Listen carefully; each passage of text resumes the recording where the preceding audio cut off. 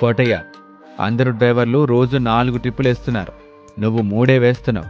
ఇలాగైతే నిన్ను పనిలో నుంచి తీసేస్తాను. నేను కూడా 4 ట్రిప్పులు ట్రై చేస్తాను సార్. సరే, రేపు 4 ట్రిప్పులు వేయకపోతే నిన్ను డ్రైవర్ ఉద్యోగంలో నుంచి తీసేస్తాను.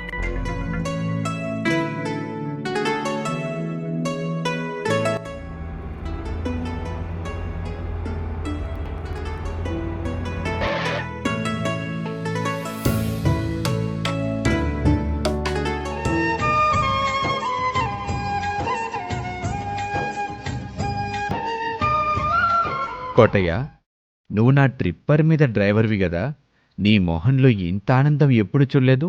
ఏంటి సంగతి? సార్, నేను ఆంధ్రాలో చిన్న కాంట్రాక్టర్ని. 2019 నుంచి 2024 వరకు జగన్ ప్రభుత్వంలో కాంట్రాక్టర్లు ఎవరికి బిల్లులు పే చేయలేదు. కాంట్రాక్ట్ కోసం మేం చేసిన అప్పులు తీర్చలేక అప్పులు వాళ్ళు మీద పడుతుంటే కుటుంబం ఎలా గడవాలో తెలియకపోతే అలా మీ దగ్గరికి వచ్చి డ్రైవర్గా పనిచేశాడు. మా నాన్నగారి కాదండి, ఇలాంటి కొన్ని వేల మంది చిన్న కాంట్రాక్టర్లు అందరూ కూడా ఊరొదిలి ఎక్కడెక్కడో చిన్న చిన్న పనులు చేసుకుంటున్నారు.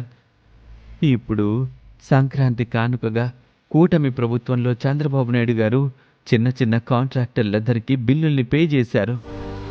యువగలం పాదయాత్రలో నారా లోకేష్ గారు కాంట్రాక్టర్ల బిల్లు పే చేస్తామని మాటిచ్చారు. ఇచ్చిన మాట ప్రకారమే చిన్న కాంట్రాక్టర్లందరికీ రావాల్సిన బిల్లులన్నీ ఇచ్చేశారు. ఇంకా మాకు అప్పుల బాధ లేదు. చిన్న చిన్న కాంట్రాక్టులు చేసుకుంటూ ఆనందంగా గడుపుతాం. 5 సంవత్సరాల నుండి ఏ పండుగ ఆనందంగా చేసుకోలేదు.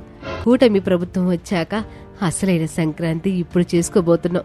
చంద్రబాబు నాయుడు గారి గురించి చాలా విన్నాను, ఇప్పుడు కళ్ళారా చూస్తున్నాను. నిజంగా చంద్రబాబు నాయుడు గారు ప్రజల మనిషి, ప్రజల నాయకుడు.